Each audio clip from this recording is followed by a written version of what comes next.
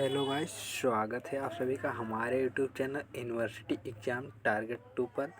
आज हम आप सभी के बीच में लेकर आए हैं माँ पटेश्वरी विश्वविद्यालय का जो अभी कल ही को करिकुलर एग्ज़ाम हुआ है उसका आज आंसर और क्वेश्चन दोनों को सॉल्व कर प्रयास करेंगे हम, जिसमें आप सभी लोग प्रूफ के तौर पर देख सकते हैं।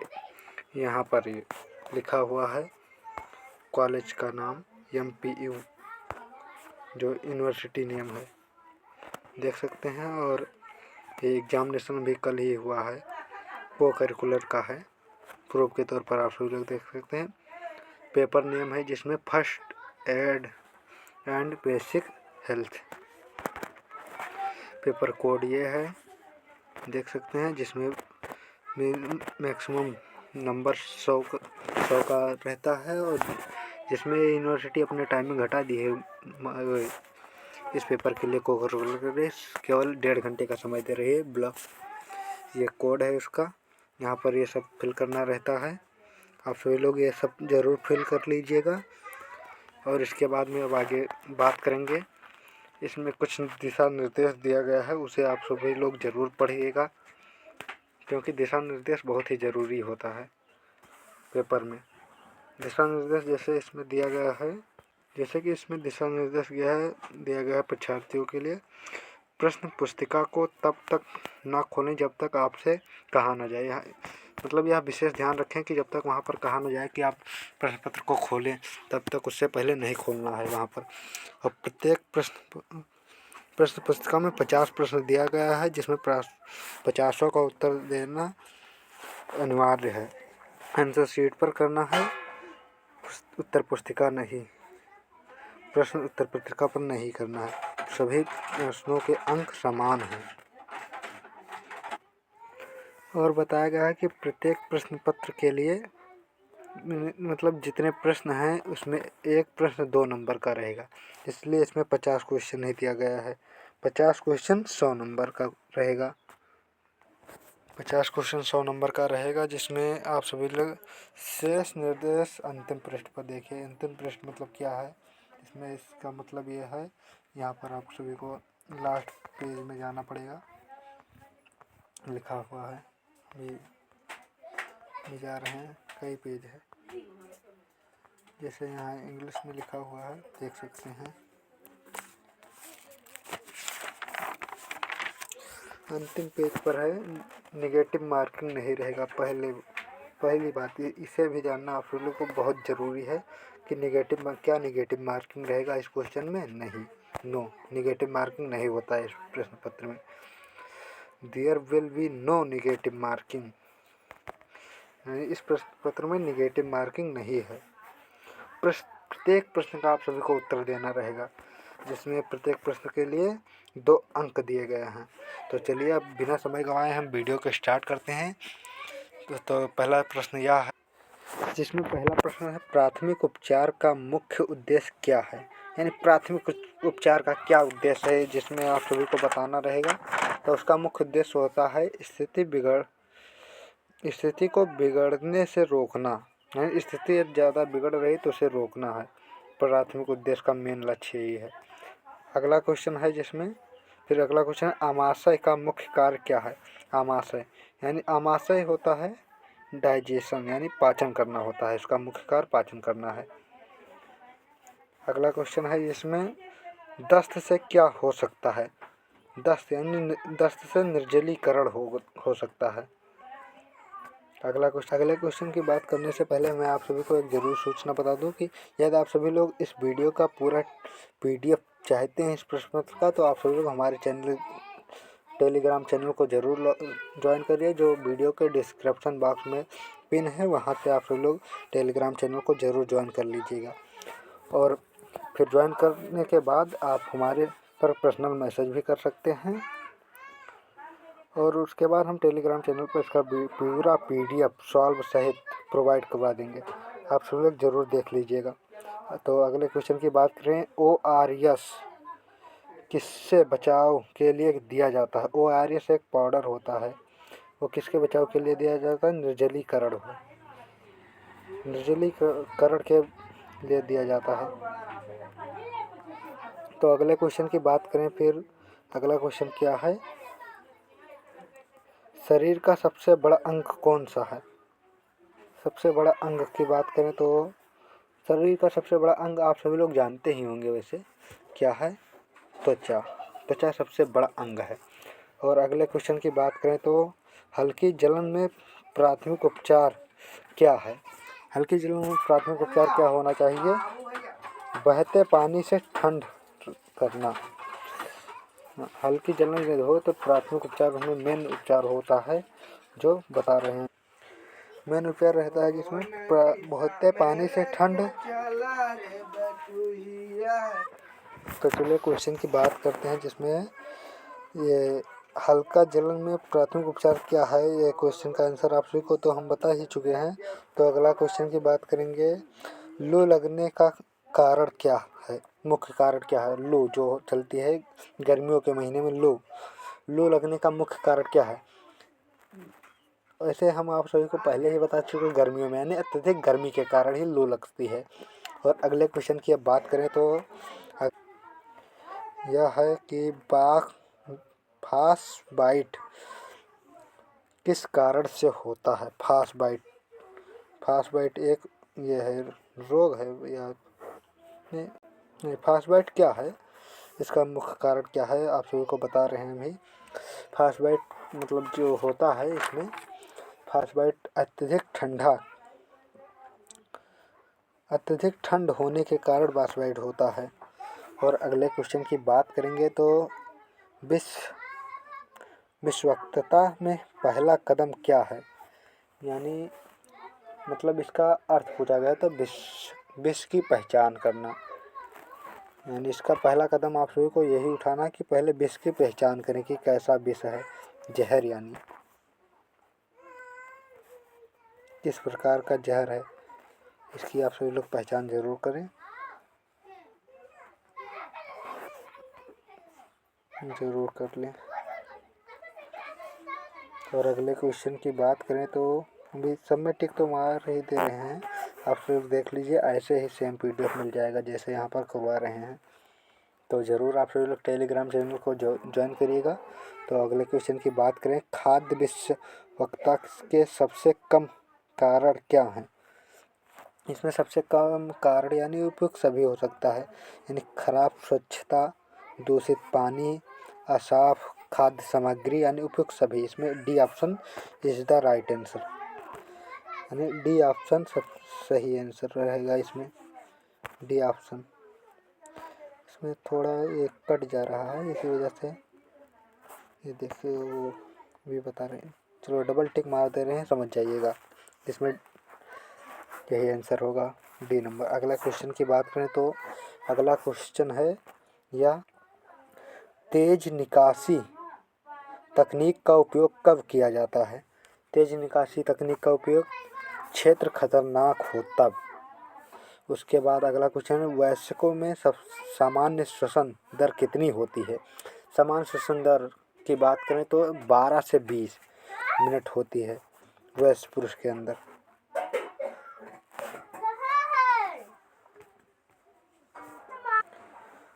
अगला क्वेश्चन है, वयस्कों में समान श्वसन दर कितनी होती है, तो जिसका राइट आंसर 12 से 20 मिनट तक श्वसन दर होती है।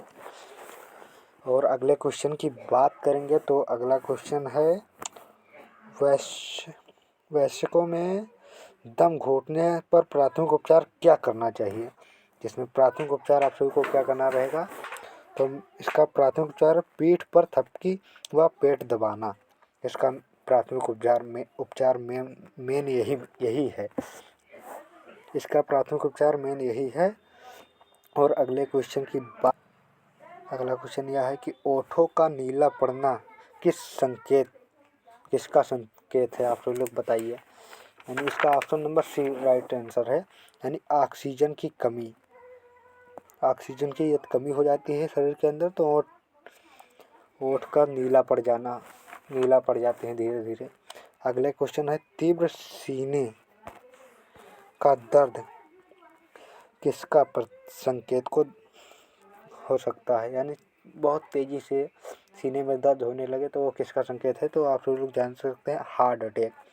जिसे हिंदी में कहा जाता है हृदयघात, हार्ट अटैक।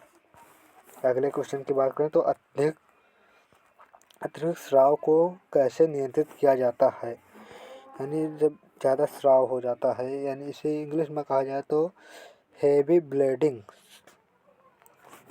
यानी अतिरिक्त स्राव को कैसे रोका जाए तो इसका सीधा सा उत्तर है सीधा दबाव डालकर, यानी दबाव डालकर आपको एम्प्लॉइंग डायरेक्ट प्रेशर, सीधा दबाव डालकर आप लोग इस पर नियंत्रण कर सकते हैं। अगले क्वेश्चन की बात करें तो अंग विच्छेदन में कांटे अंग को कैसे रखें। अंग विच्छेदन में कटे अंग को कैसे रखें। अगला क्वेश्चन है कि अंग विच्छेदन में कटे अंग को कैसे रखें, यानी कटे अंग को यानी साफ कपड़े में लपेट कर। यानी इसमें यदि आप सभी का कोई भी अंग कट जाता है तो उसे आप सब लोग किस तरह रखिए यह बताया गया है। तो उसे साफ कपड़े से मतलब ढक कर ही रखना है, जिससे जो मक्खियाँ होती है वो ना बैठें और कोई बड़े रोग का शिकार ना हो। अगला क्वेश्चन है फ्रैक्चर का अर्थ क्या है, यानी फ्रैक्चर क्या होता है। आप सभी लोग इसका तो मतलब जानते हैं, हड्डी टूटना जिसे कहते नहीं, सभी लोग की फ्रैक्चर हो गया, उनकी ये हड्डी यानी टूट गई है उनकी हड्डी। अगला क्वेश्चन है स्लैंट का उपयोग किसके लिए होता है, यानी इसका उपयोग किसके लिए होता है। हड्डी स्थिर रखने के लिए। इसका ये हो गया आंसर। अगले क्वेश्चन की बात करें तो कौन सा कानून सद्भावना में सहायता करने वाले को सुरक्षा देता है। यानी ऐसा कौन सा कानून है जो सद्भावना से सहायता करने वालों को सुरक्षा देता है। वो कानून यह है कि गुड सेरिमेंट कानून। Option b is the right answer. अगले क्वेश्चन की बात करें तो त्रिकोणीय पट्टी का उपयोग समानता किसके लिए किया जाता है। यानी त्रिकोणीय पट्टी जो होती है उसका प्रयोग समानता किसके लिए किया जाता है। तो भुजा को सहारा देने हेतु किया जाता है। इस पट्टी का उपयोग भुजा को सहारा देने के लिए। और अगले क्वेश्चन की बात करें हाइपोथार्मिया का सबसे आम लक्षण क्या है। हाइपोथार्मिया का सबसे आम लक्षण क्या है। इसका मेन लक्षण है ठंड लगना और कंपकपी।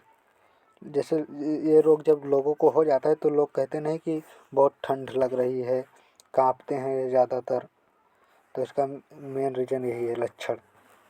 अगला क्वेश्चन है सर्पदंश में प्राथमिक उपचार क्या हो। यानी सर्प जो यदि आप सभी को डस लें तो आप सभी लोग उसका प्राथमिक उपचार क्या करेंगे, कहने का मतलब यह है। तो इसका option c is the right answer, यानी रोगी को शांत रखना। अगला क्वेश्चन है कीट डंक से क्या होता है। यानी कीट डंक मार दे तो उससे क्या होता है। एलर्जी। क्या होता है, एलर्जी होता है। अगले क्वेश्चन की बात करें तो गैस विषमता मुख्यतः किसे प्रभावित करती है। यानी जो होता है गैस विषमता मुख्यतः किसे प्रभावित करती है। फेफड़े को प्रभावित अधिक करती है। और अगले क्वेश्चन की बात आँख में विदेशी यानी बाह्य वस्तु कैसे हटाएं। आँख में विदेशी या बाह्य वस्तु कैसे हटाएं। इसका राइट आंसर साफ पानी से धोकर। अगला क्वेश्चन निगली गई वस्तु खतरनाक होती है। क्या कोई चीज़ निगल ली गई तो वह खतरनाक होती है। हाँ, दम घुटना इसका राइट आंसर हो जाएगा। अगला क्वेश्चन है ट्राएज यानी ट्राएज का उपयोग किस लिए होता है। ट्राएज का उपयोग किस लिए होता है। इसका राइट आंसर है आप सभी का ऑप्शन नंबर बी, पीड़ितों को प्राथमिकता देना। अगला क्वेश्चन की बात करें, अगले क्वेश्चन जो है सड़क दुर्घटना में मुख्य आवश्यकता क्या है। यानी सड़क दुर्घटना हो जाए तो मुख्य आवश्यकता क्या है। तो मेन आवश्यकता है प्राथमिक उपचार। प्राथमिक उपचार जल्द से जल्द होना चाहिए, क्योंकि जितना जल्दी प्राथमिक उपचार होगा उतना ही जल्दी सही होगा। और माय डियर स्टूडेंट अगला क्वेश्चन यह है कि आपदा में क्या शामिल होता है, यानी आपदा जो होता है डिजास्टर जिसे कहा जाता है उसमें क्या शामिल होता है। अनेक पीड़ित यानी अनेक पीड़ित। अगला क्वेश्चन है नाल को कब काटना चाहिए, यानी नाल ये जो बच्चे होते हैं तो उनका जो हमारे मतलब देहाती या अवधी भाषा में कहा जाता है कि नार, उसी को कब काटना चाहिए। तो इसका राइट आंसर है कि शिशु के रोने के बाद में, या शिशु रोने लगे तभी उसका नाल काटना चाहिए। और अगले क्वेश्चन की बात करें तो प्रसव पीड़ा का पहला संकेत क्या है, यानी प्रसव पीड़ा का पहला संकेत क्या है, गर्भाशय संकुचन। और अगले क्वेश्चन की बात करें तो यौना अवस्था किस चरण को कहते हैं, यानी यौना अवस्था किस चरण को कहते हैं, शारीरिक परिपक्वता। इसका राइट आंसर ये c option number is right answer. और अगले क्वेश्चन की बात करें इसी में तो यह है कि HIV किससे फैलता है, यानी HIV जो रोग होता है यह किससे फैलता है, तो असुरक्षित यौन संबंध से होता है। और अगले क्वेश्चन की बात करें तो अगला है जन्म नियंत्रण किसमें सहायक है। जन्म नियंत्रण जो है इसमें किसमें सहायक है, गर्भावस्था रोकने में। और अगला क्वेश्चन बात करें क्या है, LGBTQ+ किससे संबंधित है, ये यौन पहचान से है, एक प्रकार का शायद टेस्ट है।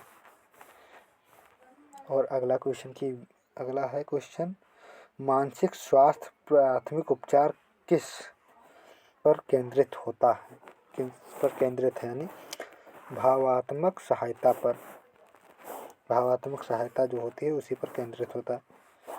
और अगले क्वेश्चन जो है वो अवसाद किससे जुड़ा है, अवसाद क्या होता है ये पूछा गया है। अवसाद किससे जुड़ा है, यानी लगातार उदासी से।